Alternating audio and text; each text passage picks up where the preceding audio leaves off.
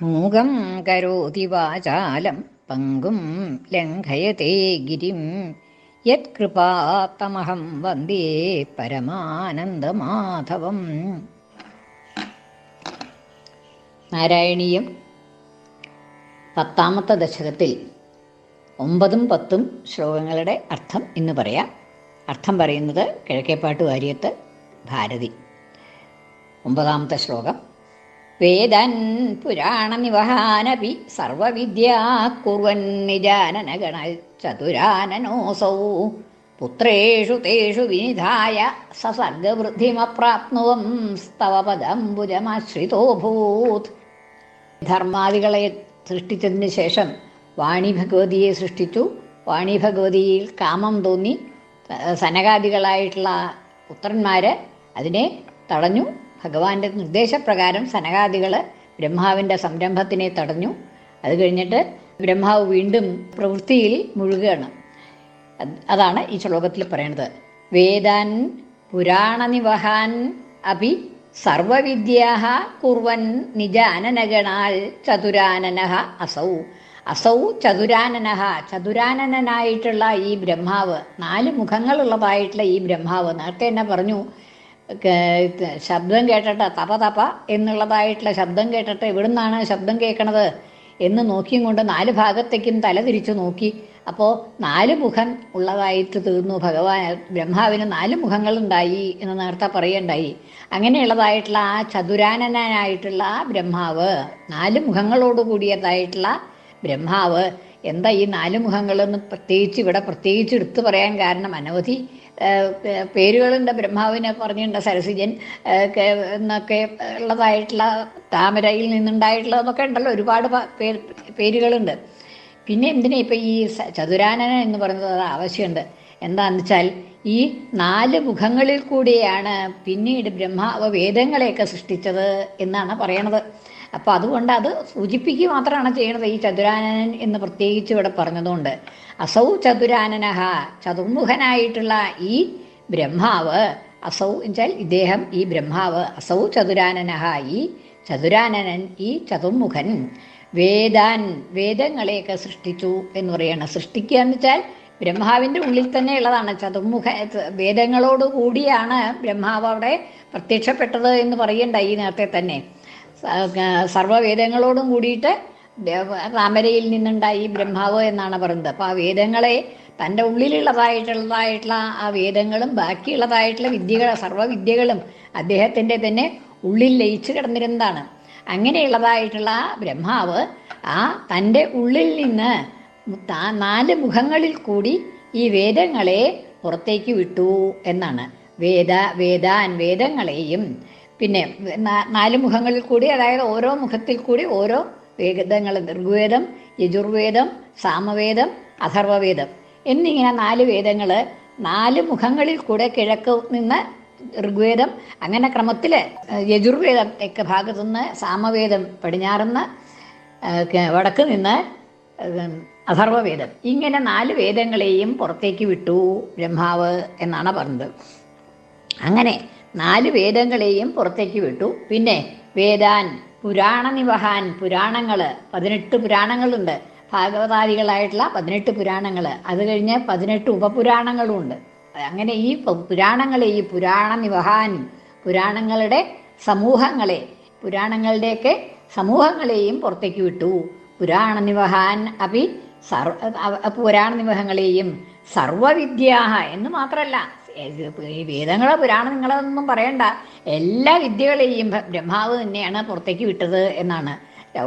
ലോകത്തിലുള്ളതായിട്ടുള്ള സർവ വിദ്യകളെയും ബ്രഹ്മാവ് തൻ്റെ മുഖങ്ങളിൽ നിന്ന് പുറത്തേക്ക് വിട്ടു. അതായത് തൻ്റെ മുഖങ്ങളിൽ നിന്ന് പുറത്തേക്ക് വിടുക എന്ന് പറഞ്ഞിട്ടുണ്ടെങ്കിൽ ഓരോരുത്തർക്കും തൻ്റെ പുത്രന്മാർക്ക് അതിനെയൊക്കെ വിദ്യകളെയൊക്കെ സ്വായത്തമാക്കി കൊടുത്തു എന്നാണ്. വേദാൻ പുരാണനിവഹാൻ അപി സർവവിദ്യാഹ കുർവൻ എന്ന് വെച്ചാൽ പുറത്തേക്ക് എടുത്തുകൊണ്ട്, പ്രകാശിപ്പിച്ചുകൊണ്ട്.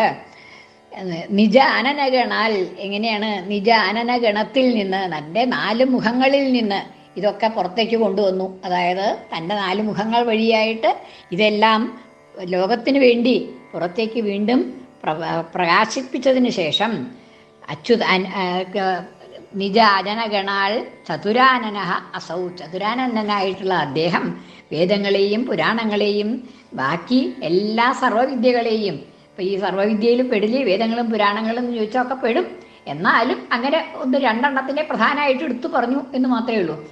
സർവവിദ്യാഹ, എല്ലാ വിദ്യകളെയും അങ്ങനെ തൻ്റെ ഉള്ളിൽ നിന്ന് പുറത്തേക്ക് പ്രകാശിപ്പിച്ചതിന് ശേഷം എന്തു ചെയ്തു? അതൊക്കെ പുത്രേഷു തേഷു വിനിധായ, തൻ്റെ പുത്രന്മാർക്ക് ഓരോരുത്തരിലായിട്ട് അതൊക്കെ പ്രകാശിപ്പിക്കാനായിട്ട്, ഈ വേദങ്ങളെയും പുരാണങ്ങളെയും ഒക്കെ പ്രചരിപ്പിക്കാനായിട്ട്, കൂടുതൽ പ്രകാശിപ്പിക്കാനായിട്ട് താൻ സൃഷ്ടിച്ചതായിട്ടുള്ള പുത്രന്മാർക്ക് തന്നെ, മരീചി തുടങ്ങിയതായിട്ടുള്ള പുത്രന്മാരുണ്ടല്ലോ, അവരെയൊക്കെ ഏൽപ്പിച്ചു. പുത്രേഷു തേഷു വിനിധായ, അവരിൽ ഏൽപ്പിച്ചിട്ട്, അവരിൽ വിനിധായ, നിധാനം ചെയ്യാന്ന് വെച്ചാൽ വയ്ക്കുക, സ്ഥാപിക്കുക, അവരിൽ സ്ഥാപിച്ചിട്ട് പുത്രന്മാർക്ക് നൽകിയിട്ട്, പുത്രേഷു തേഷു തേഷു പുത്രേഷു, തൻ്റേതായിട്ടുള്ള ആ പുത്രന്മാരിൽ, നേരത്തെ പറഞ്ഞതായിട്ടുള്ള മരീചി തുടങ്ങിയതായിട്ടുള്ള പുത്രന്മാരിൽ നിക്ഷേപിച്ചതിന് ശേഷം അവരോട് അതിനെ പ്രചരിപ്പിക്കാനായിട്ട് ഏൽപ്പിച്ചതിന് ശേഷം അവർക്കതൊക്കെ പറഞ്ഞു കൊടുത്തു, വിദ്യകളൊക്കെ സ്വായത്തമാക്കി അവർക്ക്. അങ്ങനെ പുത്രേഷു തേഷു വിനിധായ, ആ പുത്രന്മാരിൽ നിധാനം ചെയ്തിട്ട്, അതായത് അവരിൽ സമർപ്പിച്ചിട്ട്, സർഗവൃദ്ധിം അപ്രാപ്നുവൻ. പിന്നെ ഇപ്പം ഇതൊക്കെ കഴിഞ്ഞു, കുറേ മഹർഷിമാരെ സൃഷ്ടിച്ചു, പിന്നെ ധർമാദികളെ സൃഷ്ടിച്ചു, ഇതൊക്കെ കഴിഞ്ഞു. പിന്നെയും ഈ സൃഷ്ടികർമ്മം അങ്ങോട്ട് മതിയാവണില്ല. താൻ വിചാരിച്ച മാതിരി പ്രപഞ്ച സൃഷ്ടി എന്നുള്ളത് മുഴുവനാവണില്ല, എന്ത് ചെയ്താലും അത് ഭംഗിയാവണില്ല, മതിയാവണില്ല എന്ന് തോന്നി. താൻ ഓരോ മനസ്സിൽ നിന്ന്, തൻ്റെ അവയവങ്ങളിൽ നിന്നൊക്കെ ഓരോ പുത്രന്മാരെ സൃഷ്ടിച്ചു. പിന്നെ തൻ്റെ ഉള്ളിലായിരുന്നതായിട്ടുള്ള വേദാദികളായിട്ടുള്ള വിദ്യകളെ അതൊക്കെ തൻ്റെ മുഖങ്ങളിൽ കൂടെ പുറത്തേക്ക് കൊണ്ടുവന്നു.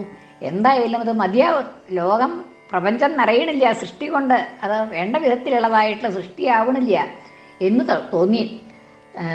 സർഗവൃദ്ധിം അപ്രാപ്നുവൻ, സർഗവൃദ്ധി, ആ സൃഷ്ടിയുടെ വർധനവ്, ധാരാളമായിട്ടുള്ളതായിട്ടുള്ള ആ സൃഷ്ടി, അതിനെ അപ്രാപ്നുവൻ, പ്രാപിക്കാതെ, അത് കിട്ടണില്ല. എന്ത് ചെയ്താലും ബ്രഹ്മാവിന് ആ സൃഷ്ടികർമ്മം അത് കൂടുതലാക്കി വർദ്ധിപ്പിക്കാനായിട്ട് സാധിക്കണില്ല. അപ്രാപ്നുവൻ, പ്രാപിക്കാതെ കണ്ട്.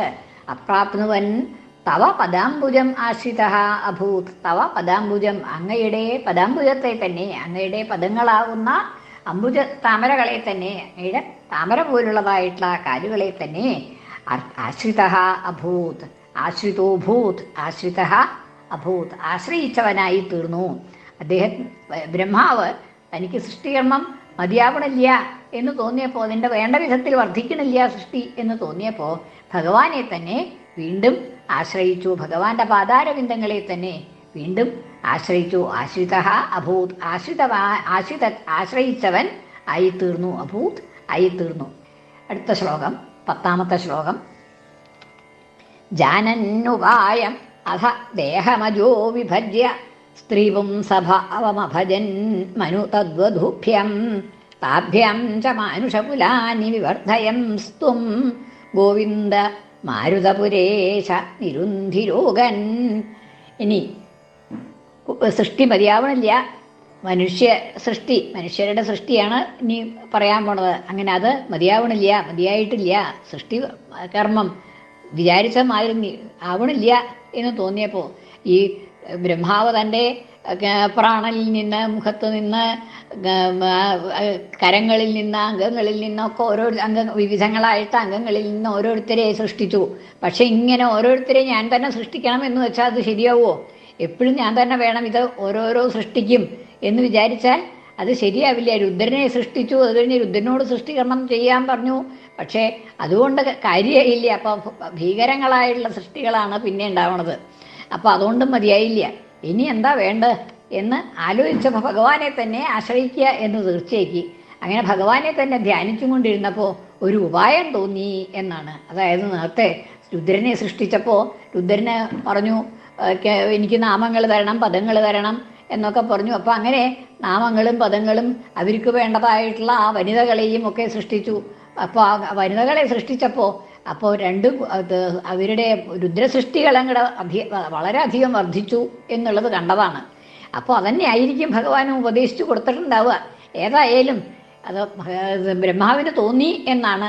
പുരുഷനും സ്ത്രീയും കൂടിയായാൽ സൃഷ്ടി ഉണ്ടാവും എന്നുള്ളതായിട്ടുള്ള ഒരു ബോധം ബ്രഹ്മാവിന് ഉണ്ടായതോടു കൂടിയിട്ട് എന്തു ചെയ്തു? ജാനൻ ഉപായം അഥ ഉപായം ജാനൻ അഥ പിന്നീട് അതിനു വേണ്ടതായിട്ടുള്ള ഉപായം മനസ്സിലാക്കി. ജാനൻ അറിഞ്ഞുകൊണ്ട്, ജാനൻ ഉപായം ജാനൻ ഉപായത്തെ മനസ്സിലാക്കിയിട്ട്, സൃഷ്ടി വർദ്ധിപ്പിക്കാനുള്ളതായിട്ടുള്ള ഉപായം മനസ്സിലാക്കിയിട്ട്, അഥ ദേഹം അജഹ വിഭജ്യ, ദേഹം അജൻ അതായത് വേറെ ഇതിൽ നിന്നല്ലാതെ കണ്ട്, അജഹാൻ വെച്ചാൽ ജനനമില്ലാത്തവൻ എന്നാണ്. ജനനമില്ലാത്തവൻ എന്ന് പറഞ്ഞാൽ പുതിയതായിട്ട് ജനിച്ചതല്ല. ബ്രഹ്മാവ് ലോകം മുഴുവനെ ബ്രഹ്മാവിൽ തന്നിൽ തന്നെ ഒതുക്കിയിട്ട് ഭഗവാനിൽ തന്നെ ലയിച്ചു. അത് കഴിഞ്ഞിട്ട് വീണ്ടും മഹാപ്രളയത്തിൽ മഹാഭഗവാന്റെ ഉള്ളിൽ ഉദരത്തിൽ എല്ലാം കൂടി ലയിച്ചു കൊണ്ടിരുന്നു. അത് കഴിഞ്ഞ് ഭഗവാന്റെ ഉദരത്തിൽ നിന്ന് ആദ്യം താമരയുടെ രൂപത്തിൽ താമര പുറത്തേക്ക് വന്നു. ആ താമരയിൽ നിന്ന് ബ്രഹ്മാവുണ്ടായി എന്നൊക്കെ പറഞ്ഞുല്ലോ. അപ്പോൾ ആ ബ്രഹ്മാവ് അജൻച്ച പുതിയതായിട്ട് ജനിച്ചതല്ല, ഉണ്ടായിരുന്നത് തന്നെ വന്നതാണ് എന്നുള്ളതാണ്. അജനായിട്ടുള്ള ജനനമില്ലാത്തതായിട്ടുള്ള ആ ബ്രഹ്മാവ് അജഹ ദേഹം വിഭജ്യ, തൻ്റെ ശരീരത്തെ ഇങ്ങോട്ട് രണ്ടായിട്ട് സങ്കല്പിച്ചു. ദേഹം തൻ്റെ ശരീരത്തെ വിഭജിച്ചിട്ട്, എങ്ങനെയാണ് വിഭജിച്ചത്? സ്ത്രീപുംസഭാവം അഭജൻ, സ്ത്രീപുംസഭാവത്തെ ഭജിച്ചു. രണ്ടാക്കിയിട്ട് ശരീരത്തെ തന്നെ രണ്ടാക്കിയിട്ട് സ്ത്രീ പുരുഷൻ എന്നുള്ളതായിട്ടുള്ള രണ്ടവസ്ഥയെ അഭജൻ ഭജിച്ചു. സ്ത്രീപുംസഭാവം, സ്ത്രീ പുമാൻ എന്നുള്ളതായിട്ടുള്ള അവസ്ഥയെ അഭജൻ ഭജിച്ചു. അഭജത് എന്നാണ് പദം മുറിക്കുമ്പോൾ വരിക.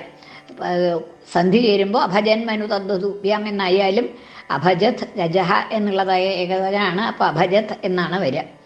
സ്ത്രീപുംസഭാവം അഭജൻ മനു തദ്വധൂഭ്യാം. എങ്ങനെയാണ്? മനു തദ്വധൂഭ്യാം, മനുവിൻ്റെ വധുവായിട്ടുള്ളതായിട്ടുള്ള ആ ശതരൂപ എന്നിങ്ങനെ മനു അവരുടെ ഭാര്യയായിട്ടുള്ളതായിട്ടുള്ള ആ ശതരൂപ എന്നിങ്ങനെ സ്ത്രീപുംസഭാവത്തെ ഭജിച്ചു. സ്ത്രീയായിട്ടും പുമാനായിട്ടും രണ്ടായിട്ട് സ്വന്തം ശരീരത്തെ തന്നെ രണ്ടാക്കി, ഒന്ന് സ്ത്രീ ഒന്ന് പുരുഷൻ എന്നുള്ളതായിട്ടുള്ള നിലയിൽ രണ്ടാക്കിയിട്ട് സ്ത്രീരൂപമായ ശതരൂപയായിട്ടും മനുരൂപമായിട്ടുള്ള പുരുഷരൂപമായിട്ടുള്ള മനുവായിട്ടും സ്വയം ഭജിച്ചു എന്ന് പറയാണ്. അങ്ങനെ രണ്ട് രൂപങ്ങളെ സ്വയം സ്വീകരിച്ചു. സ്ത്രീപുംസഭാവമഭജൻ അഭജത് മനു തദ്വധൂഭ്യാം. പദം സന്ധി ചേരുമ്പോൾ അഭജൻ മനു തദ്വധൂഭ്യാം എന്നാവും. ഇനി താഭ്യാം ച, ഇവരെ കൊണ്ട്, മനുവിനെ കൊണ്ടും ശതരൂപയെ കൊണ്ടും മനുവിൻ്റെയും കൊണ്ടും പത്നിയെ കൊണ്ടും താഭ്യാം ച മാനുഷകുലാനി വിവർദ്ധയൻ, മാനുഷകുലങ്ങളെ വർദ്ധിപ്പിച്ചു. അവരുടെ സന്തതി പരമ്പരയായിട്ട് മനുഷ്യവംശത്തെ വർദ്ധിപ്പിച്ചു എന്നാണ്. താഭ്യാം അവരിൽ കൂടി, അവർ വഴിയായിട്ട് മനുവും ശതരൂപയും വഴിയായിട്ട് അവരുടെ വംശപരമ്പരയായിട്ട് മാനുഷ തദ്വധൂഭ്യ സ്ത്രീപുംസഭാവം ഭജൻ മനു തദ്വധൂഭ്യം എന്ന് പറഞ്ഞു. താഭ്യാം അവരിൽ കൂടി മാനുഷകുലാനി മനുഷ്യവംശത്തെ വിവർദ്ധയൻ വർദ്ധിപ്പിച്ചതായിട്ടുള്ള വിവർദ്ധയം സ്ത്വം ഗോവിന്ദ, അങ്ങനെ അവരിൽ കൂടി വർദ്ധിപ്പിച്ചതായ അല്ലയോ ഭഗവാന്റെ പ്രേരണ കൊണ്ടാണല്ലോ ബ്രഹ്മാവ് ഇങ്ങനെ മനുവായിട്ടും ശതരൂപയായിട്ടും രണ്ട് രൂപം ധരിച്ചിട്ട് മാനുഷകുലത്തെ വർദ്ധിപ്പിച്ചത്. അങ്ങനെ അവരിൽ കൂടി മനുഷ്യവംശത്തെ വർദ്ധിപ്പിച്ചതായ അല്ലയോ ഭഗവൻ വിവർദ്ധയൻ വർദ്ധിപ്പിച്ചതായ ത്വം ഭഗവൻ അങ്ങ് ഗോവിന്ദ അല്ലയോ ഗോവിന്ദ, ഗോക്കളെ പാലിച്ചതായിട്ടുള്ള അല്ലയോ ഭഗവൻ. പിന്നീട് കൃഷ്ണരൂപത്തിൽ ഗോക്കളെ പാലിച്ചതായിട്ടുള്ള അല്ലയോ ഭഗവൻ ഗോവിന്ദ. മാരുതപുരേശനായ ഗുരുവായൂരപ്പനായിട്ടുള്ളതായ അല്ലയോ ഭഗവൻ നിരുന്ധി രോഗാൻ, എൻ്റെ രോഗങ്ങളെയെല്ലാം നിരുന്ധി തടഞ്ഞാലും ശമിപ്പിച്ചാലും, എൻ്റെ രോഗങ്ങളെയെല്ലാം അങ്ങ് ഇല്ലാതാക്കിയാലും തടഞ്ഞാലും, നിരുന്ധനം ചെയ്യാൻ വെച്ചാൽ തടയുക എന്നർത്ഥം, രോധിക്കുക തടയുക എന്ന്. അപ്പം നിശേഷം രോധനം ചെയ്താലും നിശേഷം, തടഞ്ഞാലും നിശേഷം, ഇല്ലാതാക്കിയാലും എൻ്റെ രോഗങ്ങളെ നിശേഷം ഇല്ലാതാക്കിയാലും എന്ന് ആ ശ്ലോകത്തോടു കൂടി വീണ്ടും ഭഗവാനോട് രോഗവിമുക്തിക്കായിട്ട് പ്രാർത്ഥിച്ചുകൊണ്ട്, രോഗവിമുക്തി എന്ന് പറഞ്ഞിട്ടുണ്ടെങ്കിൽ അവിടെ എല്ലാ ദിക്കിലും ആ മനസ്സിൽ ഉള്ളിലുള്ളതായിട്ടുള്ള രോഗങ്ങളെയും കാമക്രോധാദികളായി ഉള്ളിലുള്ളതായിട്ടുള്ള രോഗങ്ങളെയും അല്ലാതെ കണ്ട് വാതരോഗം തുടങ്ങിയതായിട്ടുള്ള ബാഹ്യമായ ശാരീരികമായിട്ടുള്ള രോഗങ്ങളെയും ഒക്കെ ആണ് ഓരോ വത്തിലും ഈ രോഗവിമുക്തിക്ക് വേണ്ടി പ്രാർത്ഥിക്കുമ്പോൾ ഭട്ടതിരിപ്പാട് പ്രാർത്ഥിക്കുന്നത് ആന്തരവും ബാഹ്യവുമായിട്ടുള്ളതായിട്ടുള്ള എല്ലാ രോഗങ്ങളുടെയും രോഗങ്ങളിൽ നിന്നുമുള്ളതായിട്ടുള്ള മുക്തിക്കാണ്. അങ്ങനെ ആ പ്രാർത്ഥനയോടുകൂടി ഈ ദശകം അവസാനിച്ചു. ഒന്നും കൂടി ചൊല്ലാം. വേദൻ പുരാണനിവഹാനപി സർവവിദ്യാ കുർവൻ നിജാനനഗണൽ ചതുരാനനോസൗ പുത്രേഷു തേഷു വിനിധായ സസർഗവൃദ്ധിമപ്രാപ്നുവം സ്തവ പദംബുജമാശ്രിതോഭൂത്. കൃഷ്ണാർപ്പണം. മലയാള പരിഭാഷ. വേദം പുരാണമിവയൊക്കെയുമൊന്നു എന്നുപോരാ, വിദ്യാസമസ്തവുമജൻ നിജനന്മുഖത്താൽ പുത്രർക്കു നൽകിയവയൊക്കെ രചിച്ച ശേഷം സൃഷ്ടിക്കു പുഷ്ടി വരുവാൻ തവ കാൽക്കലെത്തി. ജാനന്നുപായം അഥ ദേഹമജോ വിഭജ്യ സ്ത്രീവും സ്വഭാവമഭജന്മനു തദ്വധൂഭ്യം താഭ്യം ച മാനുഷകുലാനി വിവർദ്ധയം സ്ത്വം ഗോവിന്ദ മാരുതപുരേശ നിരുന്ധിരോഗൻ. കൃഷ്ണാർപ്പണം. മലയാള പരിഭാഷ.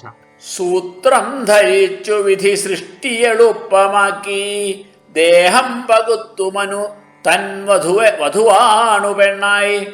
ഈ രണ്ടുപേർ വഴി വളർത്തി മനുഷ്യവംശം, ഗോവിന്ദ കാക്കുകിവനെ ഗുരുവായൂരപ്പ. സർവത്ര ഗോവിന്ദനാമ സങ്കീർത്തനം. ഗോവിന്ദ ഗോവിന്ദ.